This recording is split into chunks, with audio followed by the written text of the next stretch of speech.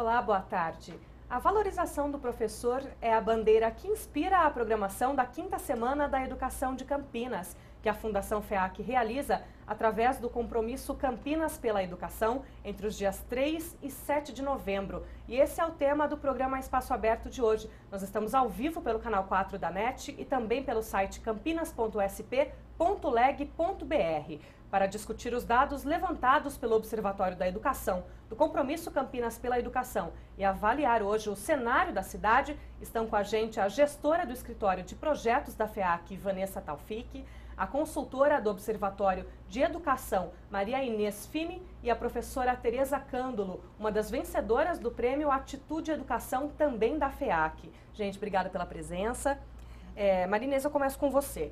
Como que surgiu essa pesquisa do Observatório de Educação do Compromisso Campinas pela Educação, que fez esse mapeamento? A princípio, se pensou num tema o ano passado de valorização e aí surgiu a necessidade de fazer a pesquisa. Como que se originou esse levantamento? Na verdade, nós já dispomos de alguns dados acerca da educação nacional, da educação paulista, e nós precisávamos customizar um pouco esses dados para o município de Campinas, não é? Nós procuramos identificar alguns indicadores que nos permitissem compreender melhor o desempenho dos alunos.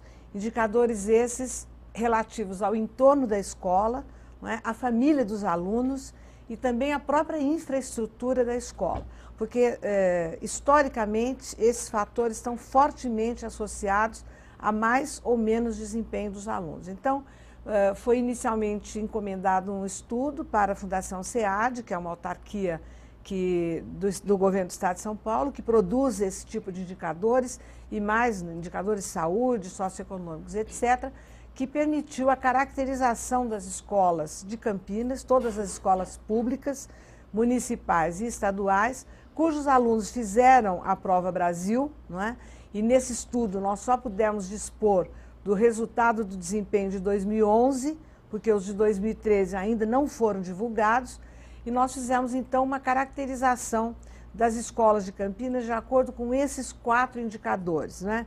O índice de vulnerabilidade social da escola, o nível socioeconômico dos alunos, o índice de infraestrutura da escola e o desempenho escolar. Foram 194 escolas avaliadas nesse índice, Exato. Né? E com base nesse relatório final que vocês prepararam dos índices, qual que é a relação que vocês descobriram socioeconômica que influencia aí o desempenho dos alunos, no que diz respeito à questão socioeconômica, para a gente começar? Veja, Campinas não tem nenhuma caracterização de alunos com nível socioeconômico abaixo do médio. Os nossos alunos têm nível socioeconômico médio, são muito poucos. Temos médio alto e alto. Então, parece que este fator não está fortemente associado, em princípio, não é? Porque há uma caracterização geral de alunos com boas condições socioeconômicas. Entretanto, quando nós separamos as escolas, nós chamamos de bom desempenho, que são aquelas que têm os alunos, mais de 50% dos alunos no nível adequado ou avançado, né?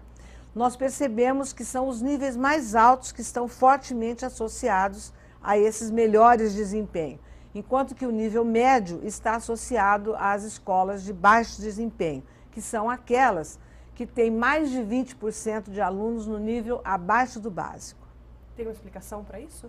Uma explicação para os níveis ou para o... Para o fato de que as pessoas com um nível menor são as de socioeconômico menor também. Veja, o nível socioeconômico, não é, a escolaridade das crianças está fortemente associada à escolaridade da mãe. Estudos tradicionalmente feitos na área da educação mostram essa correlação fortíssima. A outra coisa que está associada é que melhores condições econômicas permitem mais acesso a bens culturais. Então, a leituras, a teatro, a cinema, a participação na vida pública da cidade, da comunidade. Quando as famílias têm mais recursos, as crianças e os jovens têm mais condições de usufruir desses equipamentos públicos, sociais e mesmo a estruturação, por exemplo, dos diálogos familiares. Quando você tem um nível de escolaridade dos pais um pouco maior, são mais estruturados e apoiam o desenvolvimento das crianças, sejam eles linguísticos ou lógico-matemáticos. Então, há um relacionamento forte entre o bom desempenho e melhores níveis, nível socioeconômico. Veja, não como uma relação de causa e efeito, mas em função daquilo que o acesso a bens culturais faz de riqueza, de acompanhamento e de consolidação das experiências escolares. A gente está muito longe de pensar na conclusão da nossa conversa, mas pensando no fator socioeconômico, a gente pode dizer que a única solução para que o fator socioeconômico não seja tão influente no desempenho dos alunos, seja melhorar a educação hoje para pensar numa geração futura? Porque se a geração hoje de pais não teve a instrução devida, mesmo que independente da sua situação econômica, ele não tende a passar para o filho uma experiência que ele não teve. Mas se a geração atual tiver uma boa experiência de educação e cultura, a tendência é que a próxima geração de crianças tenha um nível melhor de educação por conta disso? Veja, isso seria muito cômodo, né, Rafaela? Nós deixarmos pelo fator geracional apenas a correção. Há um efeito que é preponderante para todos nós educadores, que é o efeito escola. Se essa escola for plural, se ela contemplar experiências culturais, além daquelas da sala de aula, se ela ampliar os seus horizontes para uma relação positiva e propositiva com os equipamentos culturais do seu entorno, não é? Ela pode já imediatamente ter um efeito positivo, não que compense essa defasagem, mas que completa muito melhor a educação das nossas crianças e jovens. Mas as nossas escolas estão preparadas para isso? Elas têm essa estrutura? Elas têm a estrutura física necessária, têm os professores necessários. Nós precisamos dar uma volta de credibilidade, acreditar no professor, valorizar o professor e dar ao gestor, ao diretor da escola e aos coordenadores as condições para eles potencializarem esta dinâmica tão rica e tão poderosa que é a escola em si mesma. Voltando a falar um pouco a respeito do mapeamento, o tamanho das escolas de alguma forma influencia o desempenho dos alunos? Foi muito curioso, viu, Rafaela? Nós já sabíamos, mas do tamanho geral. Nós sabemos que uma escola com mais de 1.000 e 1.100 alunos torna a gestão praticamente muito difícil de ser bem sucedida.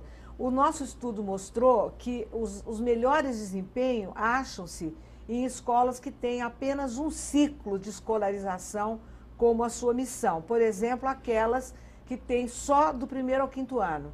Essas escolas têm alto desempenho, né? Ou então só aquelas que têm o ensino médio, ou só aquelas que têm o ensino fundamental, o 2º ciclo do ensino fundamental. Então está não só o tamanho, mas a tipologia de ensino que é oferecida. Veja, de 1º ao 5º ano você tem a unidocência, quer dizer, um professor só que trabalha com a sala toda. A partir do 6º ano você já tem a divisão por disciplina. Então, a gestão dessas equipes ela é completamente diferente. O monitoramento, o apoio ao professor, os equipamentos, a adaptação do professor, elas são totalmente diferentes. Então, quando você tem ou uma ou outra, os nossos dados indicam que os desempenhos são melhores. Mas essa não dá para ser uma possível também solução, separar as escolas por ciclos ou reduzir a quantidade de alunos por sala de aula para favorecer o desempenho. É uma das possibilidades? Veja, Rafaela, já há uns 10 anos atrás se iniciou um movimento que foi muito forte no estado de São Paulo de municipalização do 1º ciclo, não é? Então, você vê, por exemplo, uma cidade como Bragança Paulista, nenhuma escola estadual oferece classes de 1º ao 5º ano. Campinas não. Campinas não fez a municipalização de 1º ao 5º e hoje nós temos mais oferta de vagas na rede estadual, de 1º ao 5º, do que na rede municipal. Por que seria mais importante? Porque o ensino de 1º ao 5º ano está atrelado à pré-escola e à creche, e forma um conjunto harmoniosíssimo para as prefeituras locais poderem oferecer e aprimorar a sua oferta. Então, eu acho que fica, sim, uma lição muito grande para Campinas, para olhar novamente, visitar a perspectiva de municipalização. Nós sabemos que tem aí questões bastante sérias envolvidas, porque você tem que migrar o quadro de professores, o quadro previdenciário, o quadro salarial, porque você tem que fazer uma troca, não só do corpo docente, mas da própria oferta de educação infantil, de educação no 1º ciclo. Então, eu acho que fica, assim, um alerta bastante sério para uma política maior do que da cidade, mas do nosso estado, que é rumo à municipalização. Outro dado importante destacado aí no Observatório da Educação, quando mapeou esses dados, é quando a gente fala dos resultados do 9º ano, em que nenhuma escola obteve o resultado satisfatório no que diz respeito ao 9º ano. O que isso significa na prática? Olha, significa que nós temos um gargalo muito grande na transição dos alunos do 5º ano para o 6º. Começamos aí o problema. Do próprio desenvolvimento da criança, não só da organização curricular, que ele deixa de ter uma professora para ter 6, mas basicamente das suas estruturas de pensamento, né? Você sai de um patamar de desenvolvimento da nossa inteligência que se relaciona com o concreto, que trabalha com manipulação de objetos, para começar a fazer algumas representações simbólicas de representação daquilo que o aluno está vendo. Ele precisa passar para ele mesmo algumas categorias do mundo observável, mas já de maneira organizada, como são os conhecimentos escolares. Então, o primeiro gargalo é que esse aluno precisa ser muito apoiado. Ele precisa ter muito, o professor tem que ter o conhecimento dessa transição para poder apoiar o aluno. Porque são essas estruturas do 5º, do 6º, do 7º ano que vão influenciar a nossa vida adulta. Então, o gargalo mais importante é a mudança do aluno e a mudança do corpo docente, que tem que trabalhar unido a favor deste aluno que muda e ganha mais qualidades da inteligência. É um fenômeno brasileiro, viu, Rafael? O 9º ano está muito difícil de nós progredirmos, não é? Está muito difícil de nós ajudarmos os nossos alunos a ter um progresso tão bom quanto é do 1º ao 5º ano do fundamental.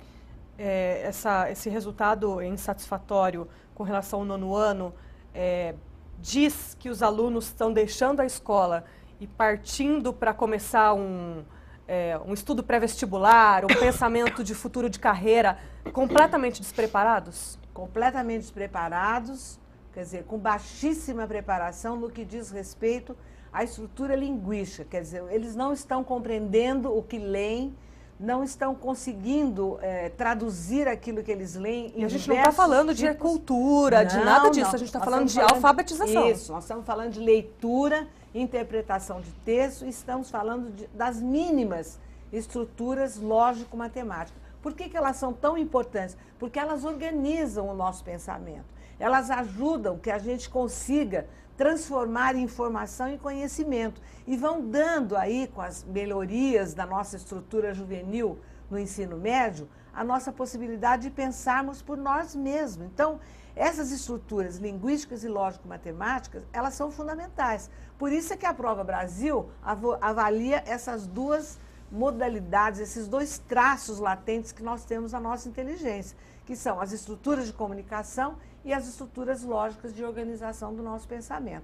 Seguramente, este efeito do 9º ano, ele acaba sendo extremamente ruim para um jovem que inicia ou o ensino médio para enfrentar o vestibular, ou o ensino médio técnico para poder ascender a uma profissão. E ele também significa que a gente está muito longe de conseguir uma das metas que também foi meta do Plano Nacional de Educação, que é crianças com até 7, 8 anos, todas sabendo ler e escrever, alfabetizadas? Não, é o contrário. Até que nós vamos conseguir alfabetizar as crianças de 8 anos, que elas estarão no 3º ano do ensino fundamental. O problema começa a partir do 5º.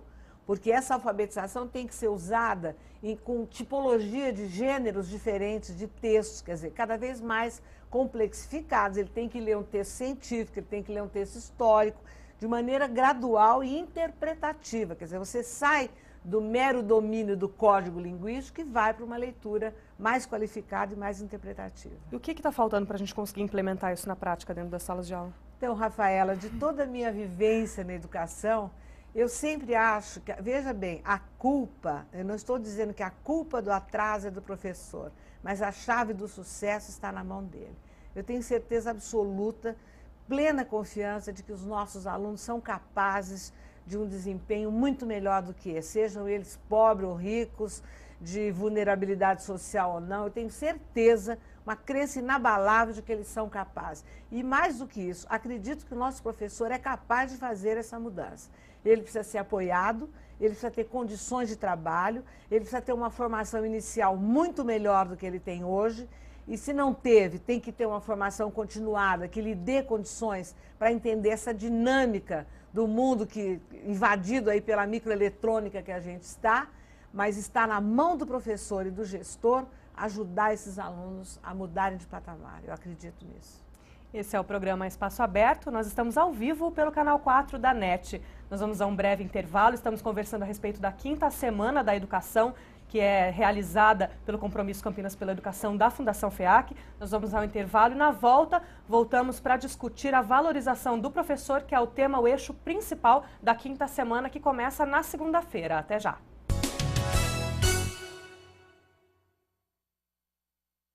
Você fica constrangido quando encontra uma pessoa com deficiência?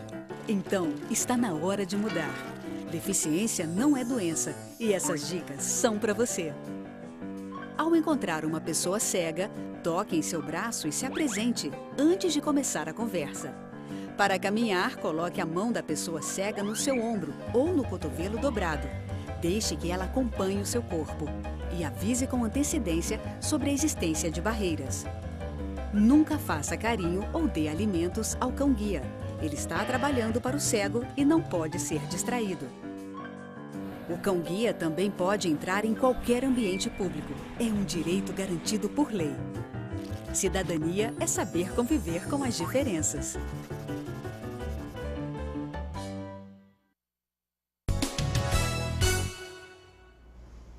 Estamos de volta com o programa Espaço Aberto, ao vivo pelo canal 4 da NET e também pelo nosso site campinas.sp.leg.br. O assunto do nosso programa hoje é a 5ª Semana da Educação, realizada pelo Compromisso Campinas pela Educação da Fundação FEAC. E para discutir esse assunto estão com a gente a Vanessa Taufik, ela que é gestora do Escritório de Projetos e Marketing da FEAC, a Maria Inês Fini, que é consultora do Observatório de Educação do Compromisso Campinas pela Educação, e também a Tereza Cândulo, que é professora da rede estadual.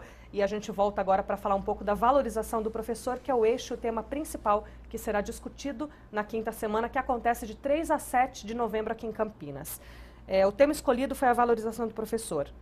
O que mais influencia, ou quais são os fatores que mais implicam, Maria Inês, nesse processo de valorização? Por onde é qual o maior gargalo? Por onde a gente começa a se pensar, olha, o problema de valorização começa aqui? Eu acho que é uma carreira atraente para atrair talentos para serem professores. A opção pelo magistério não pode ser a última ou a penúltima na vida das pessoas. Acho que ela tem que ser uma carreira muito atraente, com boas condições de trabalho e uma remuneração digna, para que possa atrair os talentos e os jovens brasileiros que queiram ingressar numa carreira promissora, valorizada pela sociedade. Acho que essa é a primeira, o gargalo para mim está aí. Essa é a responsabilidade do poder público? No que diz respeito à valorização do professor, é aí que entra o poder público, é pensar numa carreira, pensar numa valorização salarial, é pensar nisso tudo? Eu acho que em parte sim, eu acho que as agências formadoras, as universidades, as faculdades de educação, elas têm um papel muito importante no perfil do profissional que vão formar. Né? Um profissional bem formado tem um trabalho bem realizado, ele se destaca.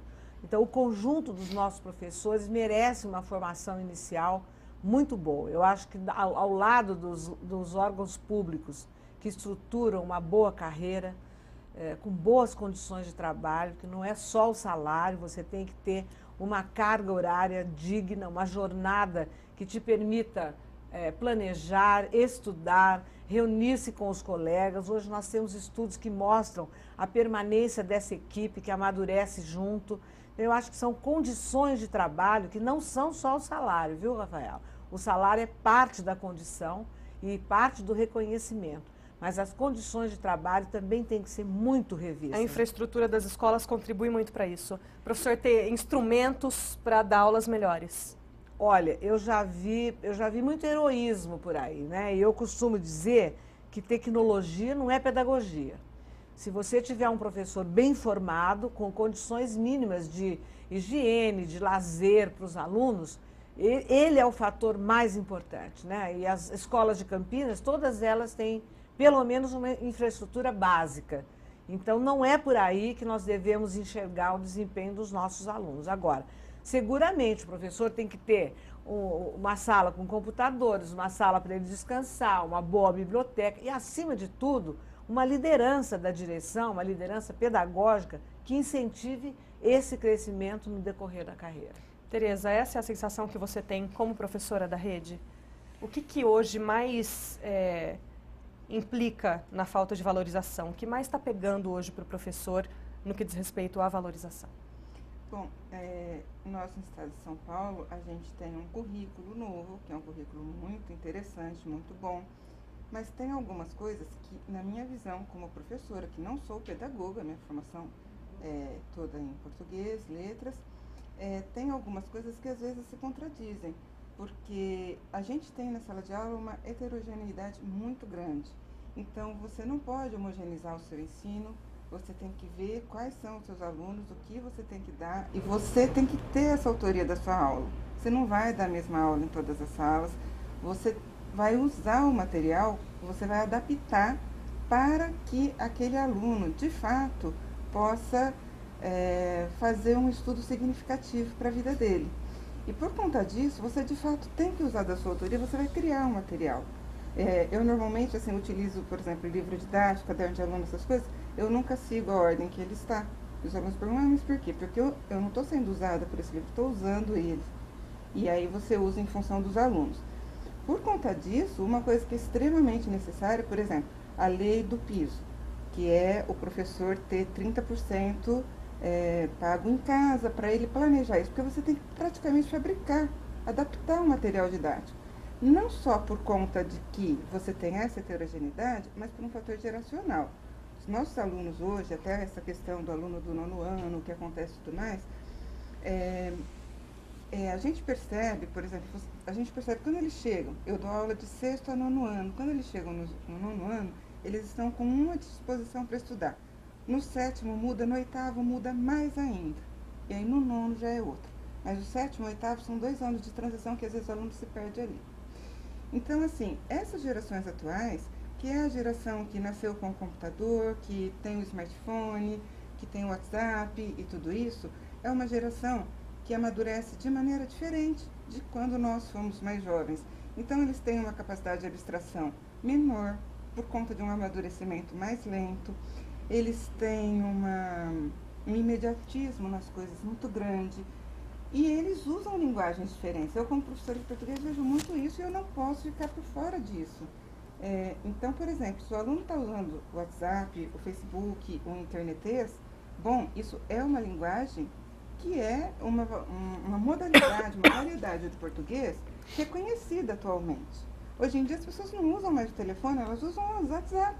Então, esse é o mundo de hoje e você tem que levar o português brasileiro culto para este aluno que está familiarizado com este português. Então, para ele, às vezes, é como uma língua estrangeira.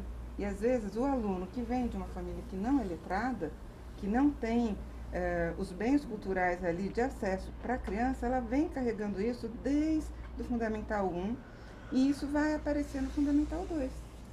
Porque ela está familiarizada só com um português que academicamente é reconhecido como português brasileiro popular, português brasileiro culto. Ela só conhece o popular, e o popular está se distanciando por uma coisa natural da língua, cada vez mais do culto. Então, quando ela vai ser alfabetizada, quando ela vai ler um texto de um livro didático, um texto mais formal, é uma linguagem que ela desconhece de fato. E então você, como professor, você tem que fazer uso das modalidades de português que ela usa e mostrar para ela que existe um outro mundo de cultura e de possibilidades. E isso implica você trabalhar, inclusive produzir todo um material, tendo o objetivo dessas crianças. É preciso repensar, então, num planejamento mais curto, a curto prazo, para a educação?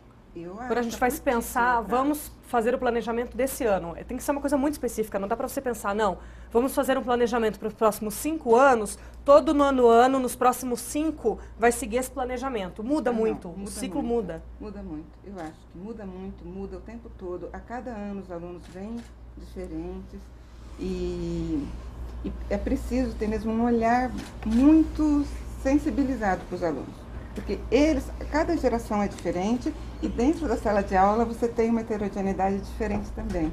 É isso que a FEAC pensou, Vanessa, quando decidiu se discutir a escola contemporânea, a sala de aula contemporânea, que essa discussão faz parte de uma das programações da semana que vem, é pensar nessa mistura, no quanto isso é rápido hoje, o quanto o professor tem que se adaptar a tantos alunos diferentes convivendo ao mesmo tempo na sala de aula? Na verdade, a programação toda da Semana da Educação, bem como todas as atividades que ao longo de 2014 o compromisso veio a promover, elas estiveram, todas elas, e estarão agora na primeira semana de novembro, sob inspiração dessa bandeira que é a valorização do professor.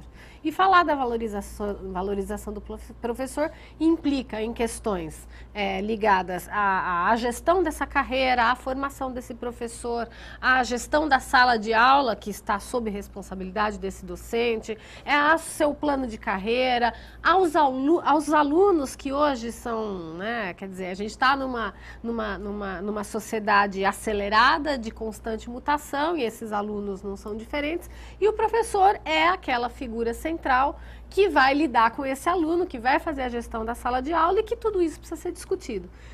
Discutir educação é bastante complexo.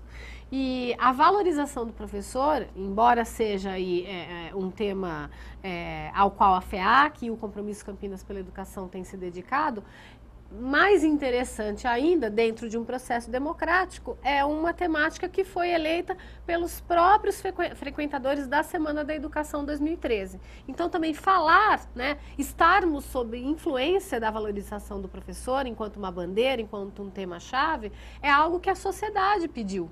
É algo que os frequentadores das ações do movimento Compromisso Campinas pela Educação demandaram.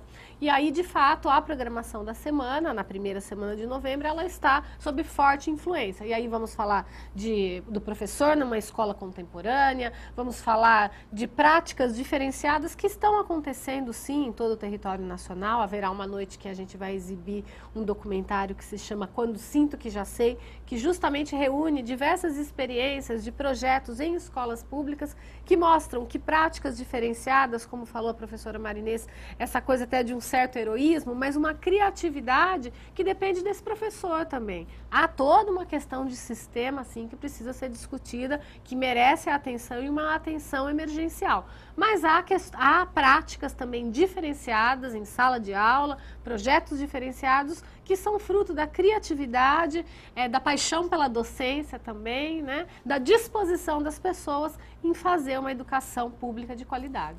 Quando a gente fala de valorização do professor, Marinês, e a gente fala da participação da sociedade nisso, qual que é o papel da sociedade ao incentivar e valorizar o papel do professor? Eu acho que no primeiro momento é reconhecimento, né? Eu acho que eu vejo muito claro para mim uma figura do aluno que vai pela primeira vez à escola, pelas mãos da mãe, e olha para a professora, depois de algumas semanas, com verdadeira adoração, né? A professora é mais importante que a família, etc. e tal. O que é que nós fazemos com essa criança ao longo de 9 anos? Não vou nem falar do médio, né? Para que no 9º ano ele se desinteresse tanto por nós desse jeito. Quer dizer, eu acho que está dentro do trajeto escolar que essa criança faz, o seu desligamento, a sua tristeza e a sua não credibilidade na própria escola. Agora, a sociedade como um todo, eu acho que ela tem que se aproximar da escola. Eu acho que hoje você tem não só o conselho de classe, mas a participação nas associações de pais e mestres, interessar-se pela vida do aluno, né? E uma palavra muito forte, mas cobrar da escola que monitore o desenvolvimento dos seus filhos e não descobrir apenas no final do ano que ele foi mal, né? Eu acho que essa aproximação da escola com a família, não que ela vá fazer o papel de educadora, né? E nem que a escola vá fazer o papel da família, mas essa complementariedade é muito importante. Essa valorização da escola no âmbito da própria sociedade, quer dizer, o que é que a escola do meu filho está fazendo por ele, o que é que eu posso fazer pela escola do meu filho para que ela possa fazer melhor para ele. Eu acho que esse esclarecimento, né, e também estarmos vigilantes, não é? Quais são as políticas públicas que nós teremos num novo período político que se inicia, que todos nós, como cidadãos, podemos monitorar e vigiar a favor de uma escola de qualidade. não é? Monitorar essas questões do ponto de vista da sociedade.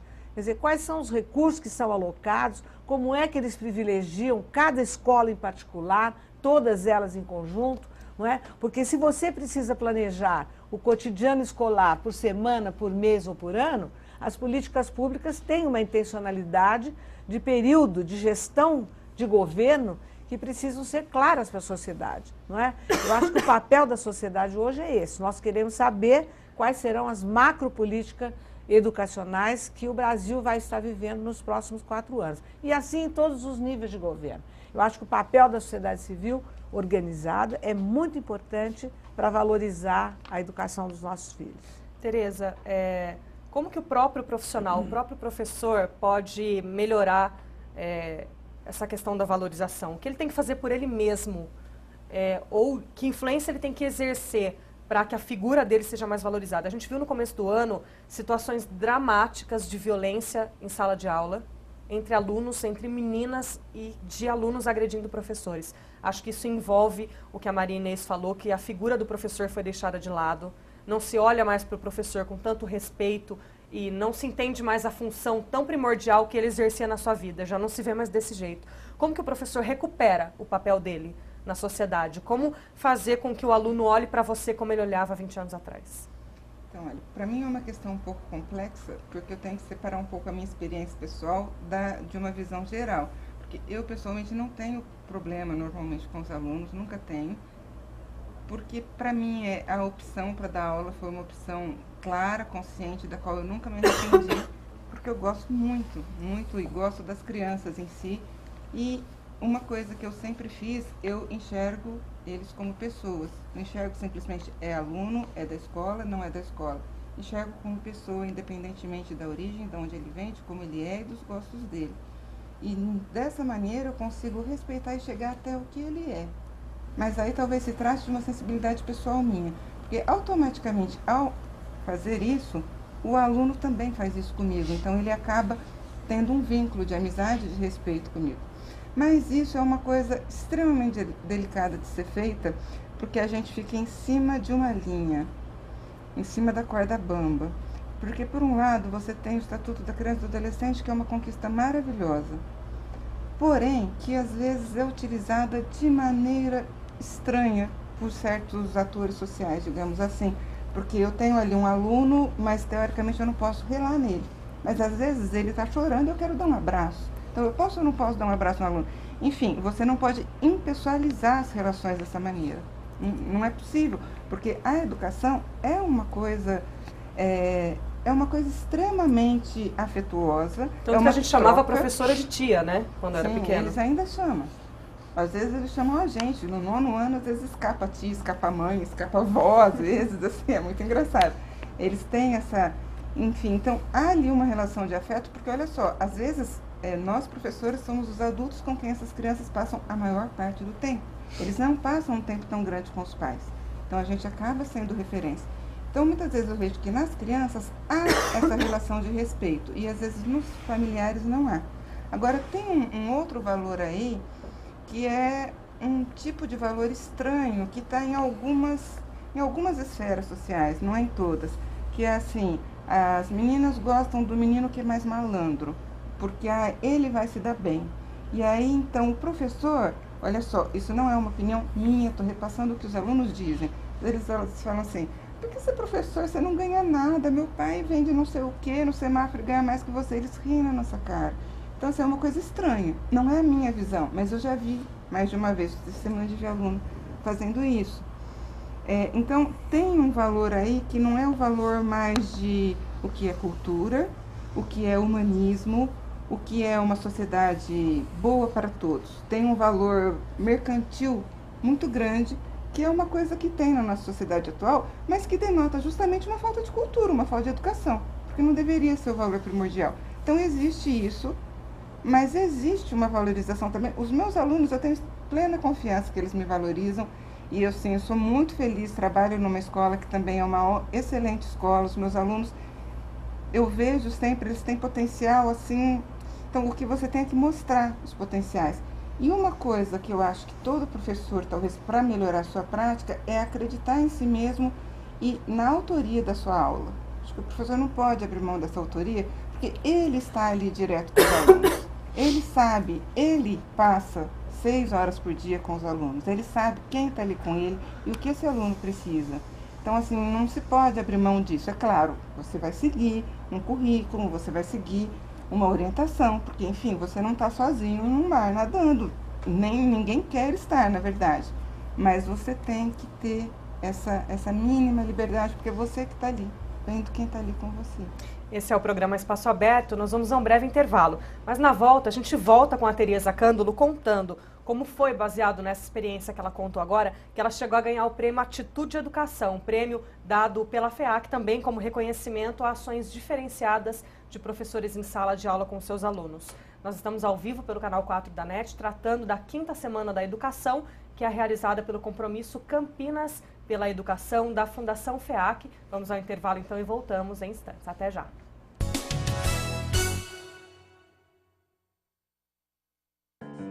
Você fica constrangido quando encontra uma pessoa com deficiência?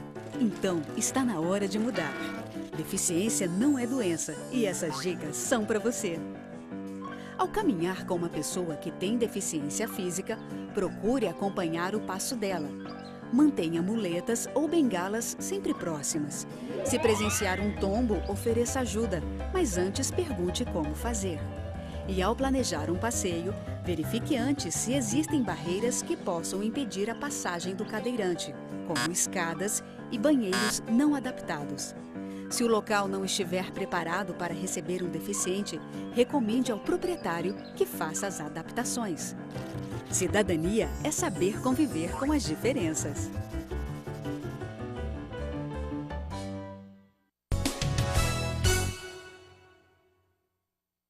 De volta ao vivo pelo canal 4 da NET, esse é o programa Espaço Aberto. Também temos transmissão através do nosso site, que é o campinas.sp.leg.br. Continuamos falando da 5ª Semana da Educação, realizada pelo compromisso Campinas pela Educação da Fundação FEAC. No último bloco a gente falava da valorização do professor e a Tereza Cândulo, que é professora da rede estadual, contou da sua experiência, mas ela também foi vencedora de um prêmio, o Prêmio Atitude Educação, que valoriza atitudes diferenciadas em sala de aula. Tereza, conta pra gente o que foi que você fez. Qual foi o trabalho que te levou a receber esse prêmio, Atitude de Educação? Olha, eu vou falar muito honestamente, não fui eu que fiz, foram os meus alunos. E assim, não há dúvida, todos, assim, esses programas do Compromisso Campinas pela Educação, eu gostaria até de agradecer muito por todos os convites, por estar aqui. E são programas muito bons, mas especialmente para os alunos. Obviamente eu fico muito feliz, mas para eles é uma felicidade maior. Assim, eu tenho uma aluna que vai ser premiada na terça-feira e eu sei que ela está muito feliz e ela merece muitíssimo. E mesmo o trabalho desse prêmio Atitude Educação também foi um relato de coisas feitas na sala de aula, mas que tudo que a gente faz ali é em conjunto com os alunos. Então, não fui eu que ganhei, foram os meus alunos. Você pode destacar alguma dessas? É como se você tivesse narrado sua rotina de professor. É esse, Vanessa, o objetivo do Atitude Educação? Na verdade, o Atitude Educação, né, que foi essa premiação inédita criada pelo Compromisso Campinas pela Educação, ele convidou os professores a, num texto espécie relato de memórias, que nos contasse uma determinada experiência em sala de aula, que então passou aí sob análise de uma comissão julgadora que inclusive ficou muito positivamente impressionada com os relatos que foram feitos, com os relatos vencedores, foram 12 relatos vencedores, né? E simplesmente são histórias que se passam dentro da sala de aula entre o professor e os seus alunos. Eu não me lembro agora exatamente da história da Tereza, mas eu sei sim que muitas das histórias, inclusive, são dignas de emoção. Então, de você ler o que é a prática da sala de aula, feita por um docente que é apaixonado pela sua carreira, que se entrega em sala de aula e que parceriza com os seus alunos, porque, de fato, esses relatos, eles são tão ricos, mas porque há todo esse envolvimento, esse vínculo professor-aluno. Sim, claro que sim, a gente nem precisa entrar em detalhes, mas você acha que o que fez você chegar a ganhar o prêmio Atitude de Educação foi essa relação humanizada que você institui com a sua sala de aula? Eu acredito que sim, eu acho que isso me dá muito suporte para dar aula. Assim, isso me coloca à vontade de trabalhar os materiais, tenho o apoio da escola, na própria rede estadual a gente também tem, né, uma oferta de materiais. E assim, o texto que eu fiz foi um texto de uma experiência muito gratificante, porque eu gosto muito de brincar na sala de aula. Às vezes, vira e mexe, você tem algum aluno que não entende, mas normalmente eles entram nisso. E eu acho que eles passam muito tempo ali com a gente e não tem por que a educação ser chata. Não tem por quê. Não é extremamente necessário. É claro que tem momentos que tem coisas que são coisas que eles têm que criar um repertório. Não tem como você passar pela educação e não criar nenhum repertório. Então, tem coisa que é mais cansativa para eles. Mas eu gosto muito de transformar as coisas em brincadeira para ficar mais divertido e entrar um pouco mais na maneira deles viverem as coisas. E eu me lembro que era um projeto da escola deste ano sobre alimentação, saúde e obesidade. E eu fiz um trabalho em que eles tinham que pesquisar os ingredientes nocivos de vários alimentos ou de várias práticas da sociedade atual e fazer uma propaganda ao contrário. Então, eles tinham que argumentar para vender um produto porque ele era ruim. E eu dei alguns exemplos para eles do que eles podiam fazer e eu me lembro que, assim, é um aluno muito querido, da mesma sala da menina que ganhou esse prêmio, o Rodrigo, e ele sorria muito, e é um menino, assim, que às vezes falta, um menino que não precisa ir tanto na escola porque ele é muito letrado, ele é um ótimo aluno, excelente. E ele começou a sorrir, a se empolgar e depois fez um trabalho maravilhoso. Então, eu fiquei muito feliz, né? E foi isso que eu narrei, na verdade, porque eu fiquei muito feliz de ver, assim, a felicidade espontânea de estar fazendo aquilo de uma maneira lúdica e estar aprendendo a argumentar, que é uma coisa que ele vai precisar para o resto da vida. E isso é importante para eles, né? Saber onde aplicar também o que eles estão aprendendo. Agora, Vanessa, dentro da programação que acontece de 3 a 7 de novembro, também está, então, o prêmio do Minha Família na Escola, cuja aluna da Tereza vai receber essa premiação, é isso? Conta um pouco pra gente, então, de tudo que vai acontecer. Eu sei que são 12, né? 12 eventos. São 12 eventos. O que dá para você priorizar aí pra gente saber o que vai acontecer? Bom, eu acho que vale a pena, então, aqui até considerando o telespectador do seu programa, considerar os eventos que são abertos ao público. Nós teremos 2 manhãs, as manhãs de terça e quinta, dedicadas à apresentação de novos estudos do Observatório da Educação. Então, é uma oportunidade de que a sociedade conheça esses estudos, se aproprie dessas informações, se municie melhor para cobrar, para vigiar, para contribuir com os processos de construção e valorização da política pública da educação. Então, nas manhãs de terça e quinta, no auditório da Fundação FEAC, esses 2 eventos são abertos ao público.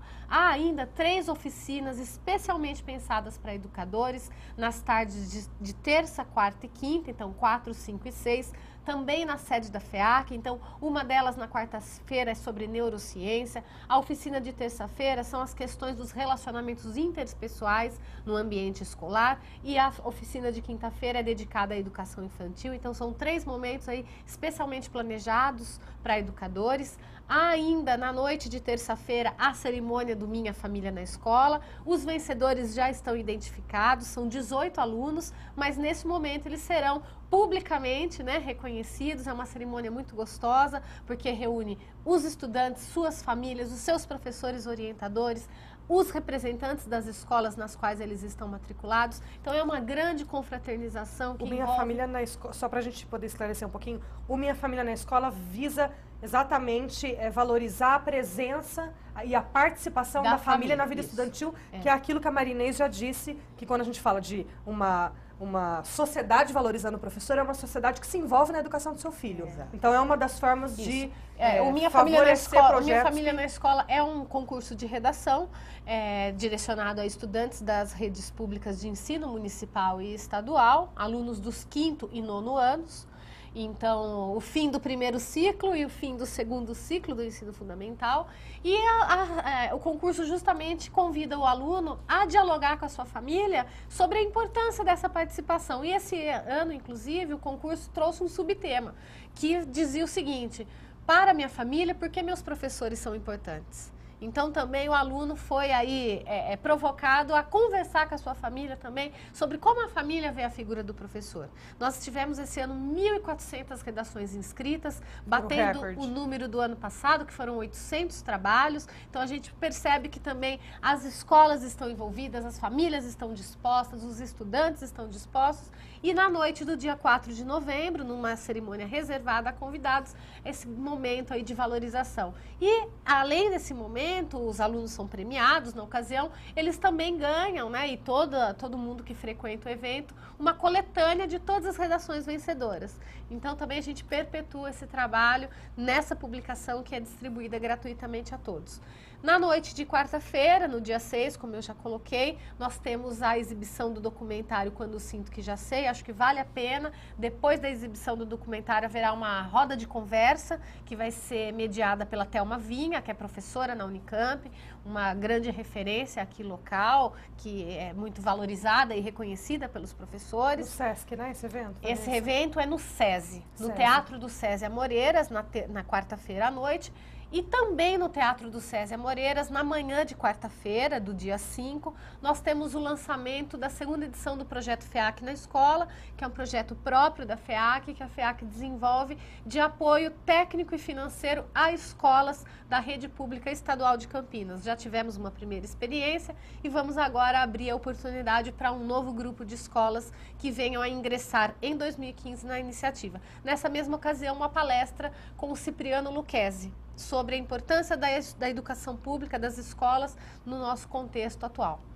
Na quinta-feira pela manhã, como eu já disse, é mais uma manhã de estudos, à tarde mais uma oficina e na noite de quinta-feira, fechando a programação noturna da semana, nós temos a filósofa a Viviane Mosé, psicanalista, que tem, já teve um quadro numa grande emissora. Ela vai falar sobre a escola nesse mundo contemporâneo. Que escola é essa? É uma palestra aberta ao público, depois vai poder haver aí um momento de interação com a própria Viviane. E encerramos finalmente na sexta-feira, dia 7, com um almoço de celebração desse encerramento da 5ª Semana da Educação de Campinas e a comemoração pelo 7º ano do Compromisso Campinas pela Educação. Agora, também nessa semana, além de toda essa programação, já se começa a pensar no tema para a semana de 2015, é Exatamente. isso? Já tem sugestões de temas e as pessoas escolhem, os participantes escolhem entre essas sugestões. Exatamente. A partir da segunda-feira, dia 3, e no decorrer da semana, ao longo dos 12 eventos que integrarão a semana, nós teremos a consulta pública que deve aí resultar no tema-chave, na bandeira para 2015. Então, já vai haver já as possibilidades ali, as opções para que as pessoas possam fazer a sua votação.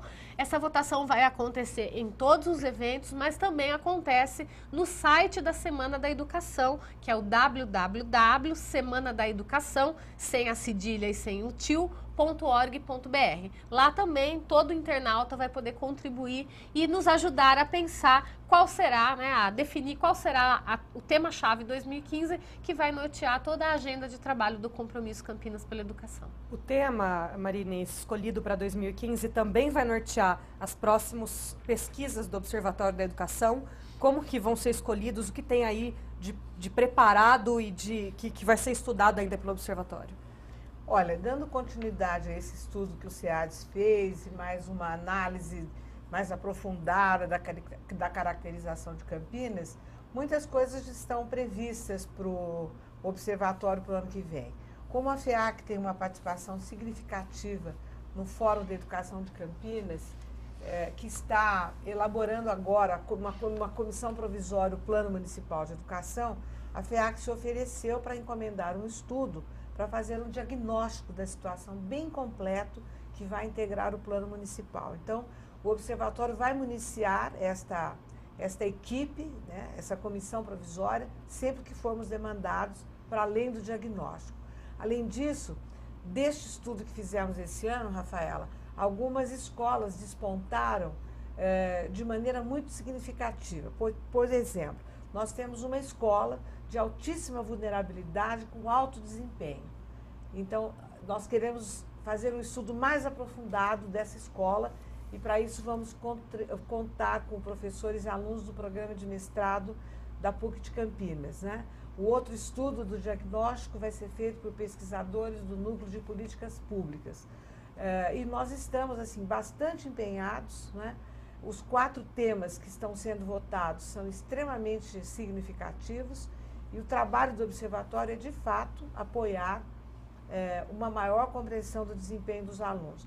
Completando essa análise que nós fizemos esse ano, Rafaela, foram encomendados dois papers, 2 estudos sobre a construção do aprendizado em matemática e a construção do aprendizado em língua portuguesa. Esses estudos geraram 2 textos muito bem estruturados que serão enviados a todas as escolas de Campinas para que possa se compreender, então, o que foi que a Prova Brasil avaliou, quais são as categorias que estão sendo valorizadas, como é que elas são construídas, como é que nós podemos interpretar melhor de apoio específico ao professor em sala de aula. Então, fechamos esse ciclo de valorização do professor neste ano com o envio desses materiais para as escolas. Para a gente voltar só mais um pouquinho, você afirmou que um dos possíveis próximos estudos do Observatório da Educação vai dizer a respeito do resultado dessa pesquisa que saiu agora, que fala da vulnerabilidade, o quanto ela influencia a vulnerabilidade do entorno, influencia ou não, e que uma dessas escolas, então, se destacou por estar em um local altamente vulnerável e mais o desempenho dos alunos. O que já foi possível pensar em alguma possibilidade para isso? Porque a gente imagina que... Seguramente é o efeito escola, Rafaela. A hipótese mais forte, que nos leva, inclusive, nos levou a estruturar esse novo estudo, quer dizer, agora nós vamos lá ver o que é que acontece. O que acontece com as famílias, com os professores, com os diretores e tirar daí, então, uma boa caracterização desse efeito positivo. A hipótese mais forte é que o efeito, quer dizer, a escola se organizou de tal maneira que, apesar da vulnerabilidade do seu entorno, ela se destaca e faz os alunos aprenderem mais. E aí entra o papel do professor, o papel da sociedade, o papel... professor, das famílias, da gestão escolar, dos coordenadores, quer dizer, nós temos vários olhares, vamos fazer um estudo com grupos focais, com observação direta, para compreender um pouco o que significa esse efeito. Para a gente poder começar a concluir o assunto, Tereza, o que você acha que é mais possível a gente fazer para resolver essa questão da valorização do professor? Acho que a gente pode concluir que ela é primordial para melhorar o ensino, né? Não só em Campinas, mas no país. O professor, está faltando um pouco de entusiasmo dele? Por si só, ou as condições de trabalho são as únicas influências para ele estar desanimado em sala de aula? Não são só as condições de trabalho, claro, mas assim, as condições de trabalho acabam deixando o professor um pouco mais cansado, e às vezes adoentado, por vários fatores que todo mundo já está cansado de saber, não vou repetir aqui, mas não é só isso. Eu acho que o que seria talvez mais importante e urgente seria pensar em alguma estratégia de mobilização das famílias, porque a gente percebe claramente na sala de aula, você percebe claramente qual aluno tem família por trás e qual não tem. Você vai conversar com a família do aluno, você percebe que família está dando algum mínimo suporte que seja para essa criança ou não. E essa falta de suporte é que vai acarretar inúmeros problemas para essa criança, não só na escola, não só na educação, mas também na sua educação, também na sua formação, também no seu desenvolvimento cognitivo, entre outras coisas. E o ano passado também participei do programa Minha Família na Escola, também tive uma aluna vencedora, e o que me chamou muitíssima atenção ano passado, cujo tema era Minha Família na Escola, não tinha o subtema. Foi que, como eu li a redação de todos os alunos, né, para depois selecionar, me chamou muita atenção foi que a grande maioria dos alunos dizia a participação da minha família na escola, na minha vida escolar é muito importante porque isso me dá autoconfiança. Então, assim, eu percebi esse índice da autoconfiança dos alunos e às vezes essa falta de autoconfiança faz com que ele não avance nos estudos e às vezes é uma coisa que está aquém da escola, está antes da escola, está ali na família. E aí a escola às vezes não tem como resolver o problema da família, a escola não tem como chegar lá. E aí isso acaba, então assim, eu acho que urge um problema ser feito com a família, com a sociedade, não simplesmente na escola. Por que as famílias abandonaram, simplesmente deixam os filhos na escola e não fazem esse acompanhamento? Eles têm a sensação de que cabe à escola dar toda a educação e cultura que os filhos têm, e a eles apenas a convivência. O que leva a família a achar que não é necessário o acompanhamento? Olha, aí também, assim, você tem famílias e famílias. Tem família que dá esse acompanhamento, tem criança, assim, criança que mora com a avó, criança que não tem a mãe, criança que está num abrigo, criança que mora só com o pai. Enfim, você tem, hoje em dia, as possibilidades do conjunto família é muito amplo. É muito relativo. Né? Muito relativo. Então, acontece de tudo que você imaginar. E tem também as famílias que acham que sim, que a escola vai resolver tudo, que a escola vai resolver absolutamente tudo. Tem família que cobra isso, tem família que vai lá e cobra que você está dando aula demais, dando matéria demais. Então, tem de tudo um pouco. Assim como tem família que vai lá e te apoia. Temos também. É um conjunto muito heterogêneo. Mas, assim, eu vou até aproveitar esse momento para colocar uma coisa aqui que é uma angústia minha também e para você ver como, para mim, de fato, urge fazer um trabalho com as famílias. Pelo seguinte, o que eu vejo, e eu sou professora de 6º a 9º ano, não estou dando aula no ensino médio atualmente. O que eu vejo é um problema muito grande de álcool na infância. E a gente sabe, não é permitido uma criança comprar álcool. Só que você entra na sala de aula e pergunta, quem aqui já experimentou bebida alcoólica? Todo mundo levanta a mão. E eles bebem eles bebem destilado, é muito estranho. Então, eu imagino que isso vai gerar, inclusive, um problema de saúde pública. E que assim, muito provavelmente é uma cultura que começa dentro de casa. Só com pode pai ser, e mãe dando. Assim, não é na escola. Você concorda comigo que não é na escola. Então, é claro que tudo isso vai influenciar na vida escolar do aluno. Não tem como não influenciar. E, às vezes, a escola não tem tantos braços assim para ir atrás disso. A situação é grave, né, Marinês? A gente precisa pensar numa reestrutura de sociedade primeiro, antes da gente falar, olha, simplesmente precisamos, a partir de amanhã, começar a valorizar o professor. A família que não se valoriza, que não valoriza o convívio, que não valoriza a importância de acompanhar o seu filho na escola, não vai valorizar o professor. Por onde a gente começa? Eu acho que tem que começar tudo junto, viu, Rafaela? E já. Né? Eu acho que o professor... Eu acredito muito na mágica que acontece dentro da sala de aula, né? Quando o professor fecha a porta, é ele e os seus alunos, a família está de fora. Eu acho que ela é muito importante e você não pendura a roupa social do aluno num cabide, ela vem junto.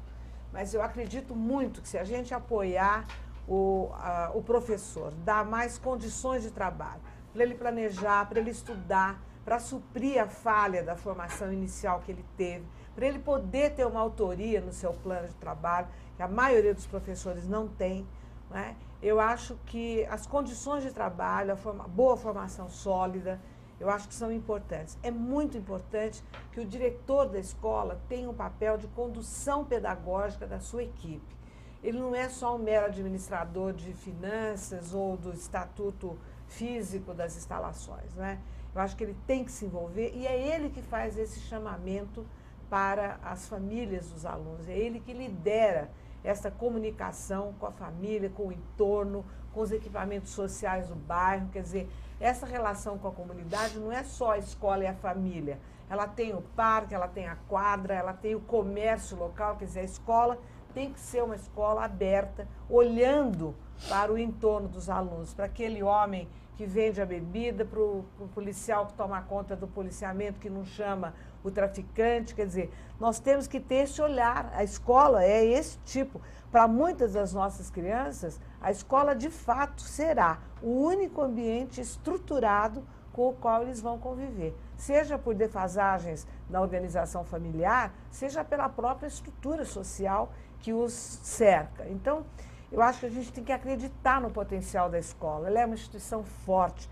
E a sala de aula é onde vai acontecer tudo. Os corredores são importantes, o convívio social é importante, mas é na sala de aula que você pode olhar, vigiar e atender cada um dos seus alunos. Então, para mim, a mágica, e ela vai brotar de dentro para fora. A valorização do professor acontece como aconteceu com a professora Tereza.